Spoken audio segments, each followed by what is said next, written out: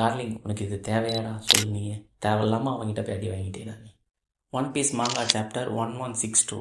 First என்ன பார்க்குறோன்னா வந்து ராக்ஸுக்கும் கார்லிங்க்கும் வந்து சண்டை நடக்குதுங்க.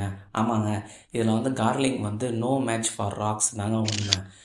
நம்மளால் வேறு லெவலில் சோலோவாக எல்லாரையுமே அடித்து நவுத்திட்டாங்க எனக்கு தெரிஞ்சு ராக்ஸு. நம்ம ராக்ஸோட ஒய்ஃபையும் சரி அவங்களோட பையனையும் சரி 2 பேரையும் பார்த்துட்டு காப்பாற்றிட்டு கூட்டிகிட்டு போகிறாருங்க ராக்ஸு. இது ரெய்லிங் ஒரு லவ் ஸ்டோரினா இந்த சைடு வந்து ராக்ஸுங்க எனக்கு தெரிஞ்சு. ரீசெண்ட் எபிசோடில் வந்து பிக் மாம் வந்து கைடோவோட ஃப்ரூட்டு வந்து கட்டக்குருவிக்கு தான் கொடுக்கலான்னு சொல்லிட்டு இருந்திருக்காங்க போலங்க. திடீர்னு வந்து கைடோ வந்து அவங்கள வந்து அடிச்சுட்டு ட்ராகன் ஃப்ரூட்டை வந்து கைடோ வந்து சாப்பிட்றதாங்க.